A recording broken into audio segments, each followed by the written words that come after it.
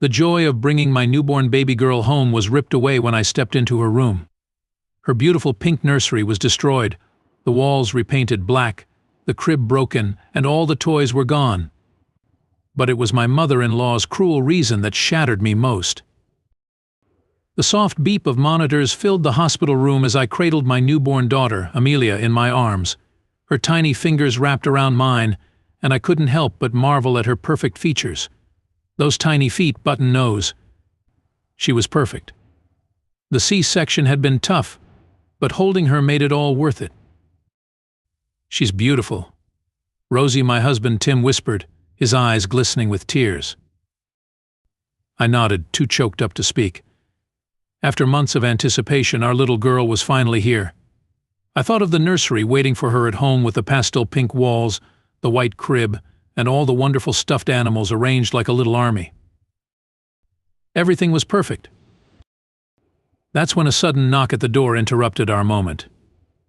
Tim's mom, Janet, bustled in without waiting for an invitation. "Let me see my grandbaby," she chirped, reaching for Amelia. As I reluctantly handed her over, Janet's smile completely froze, replaced by a look of horror. She stared at Amelia, then at Tim, then back at the baby. She did this a couple of times before clearing her throat, her eyes boring into mine as if she were going to swallow me whole. Tim left the ward to answer an urgent phone call, leaving me basking in his mother's scrutiny. "There's no way this is Tim's child," she said, her voice dripping with accusation. "What did you do, Rosie?" I felt like I'd been slapped. My mouth fell open, and for a moment I couldn't breathe. "Janet, how could you say that? Of course, Amelia is Tim's baby. I would never." "Don't lie to me," Janet hissed, thrusting Amelia back into my arms. "I know what I see. This isn't over, Rosie. Not by a long shot." Before I could respond, Janet spun on her heel and stormed out of the room, leaving me clutching Amelia, tears stinging my eyes. I looked down at my daughter's perfect face, her skin a beautiful deep brown. The thing is, our daughter Amelia was born with beautiful dark skin. Tim and I are both white, so yeah, it was a surprise at first. But upset?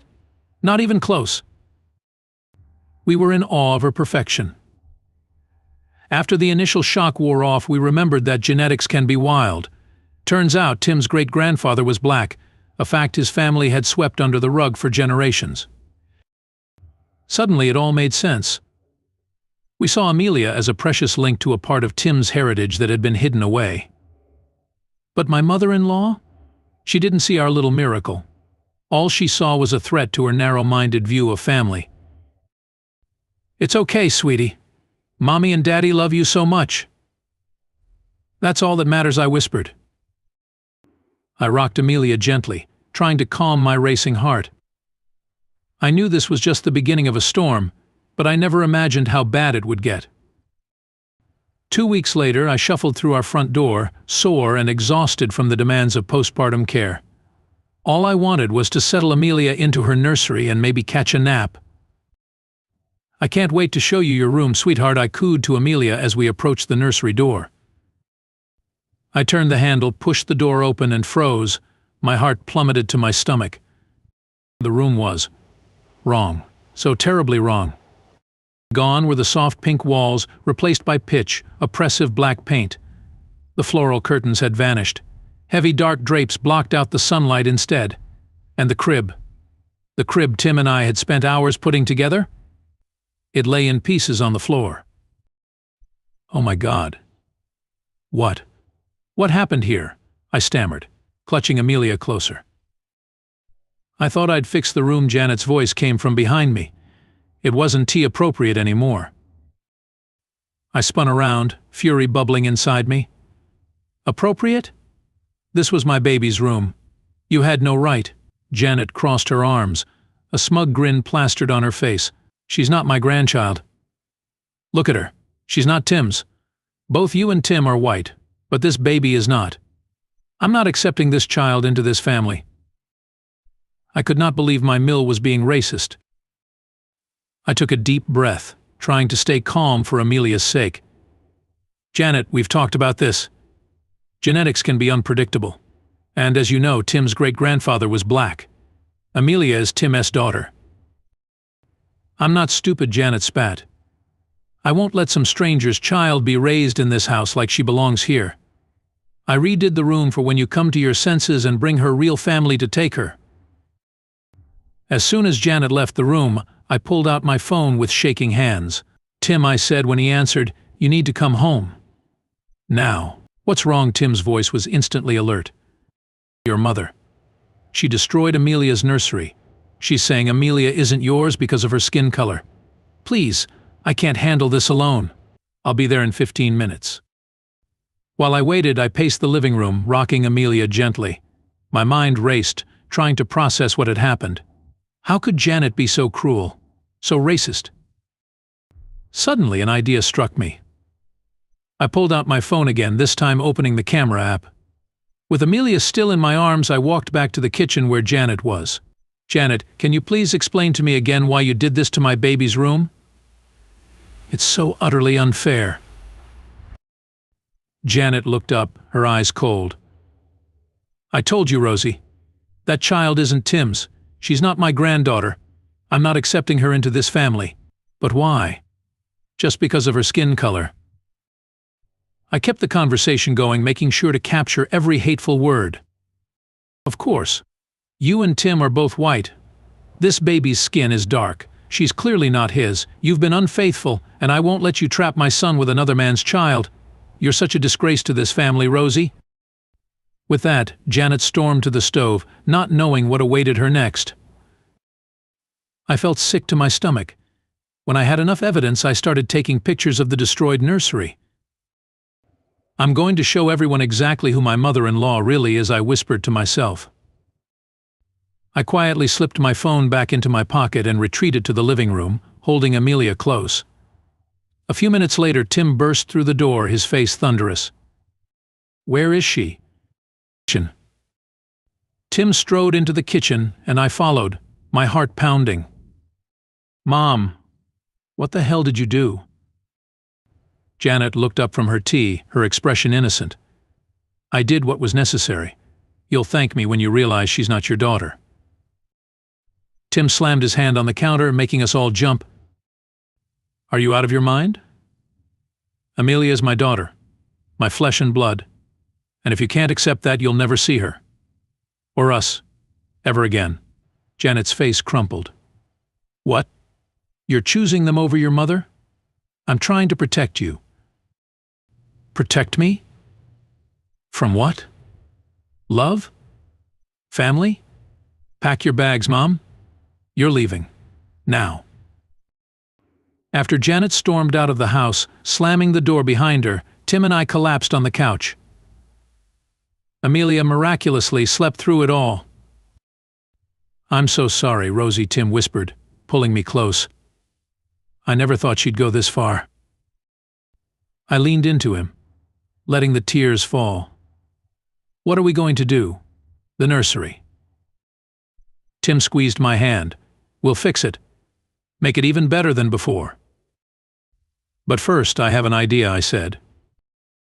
We're going to expose her for who she really is. I recorded her, Tim. When she was making those horrible comments about Amelia. The world needs to know what kind of person she is. Tim's eyes widened, then a slow smile spread across his face. Yeah, you're right. She might be my mother. But what she did is so unfair. She needs to be taught a lesson. We posted the photos and video on social media, tagging every family member we could think of.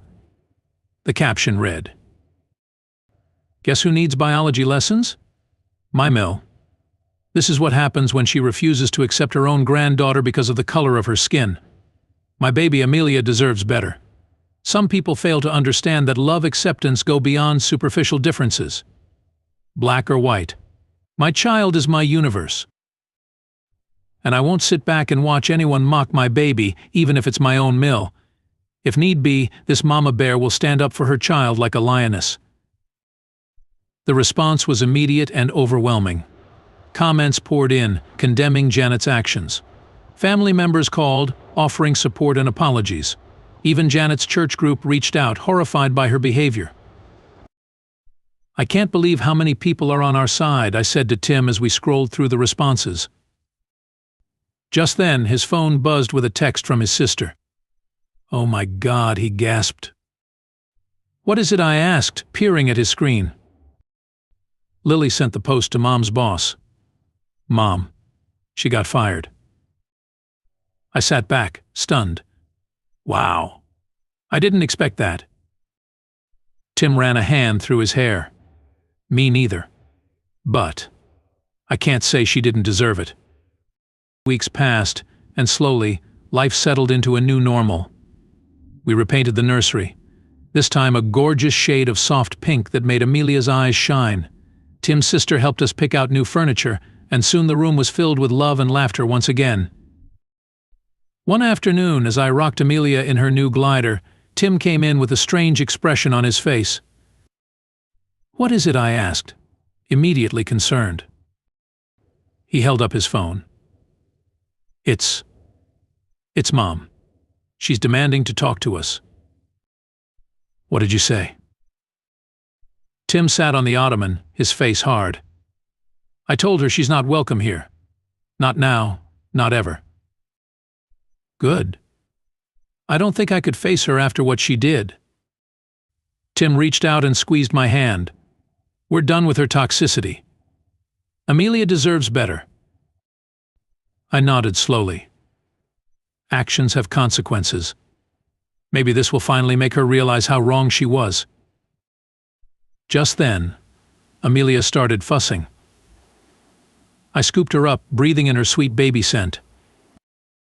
"You know what I said," looking at Tim. "I don't even care about Janet anymore. We have everything we need right here."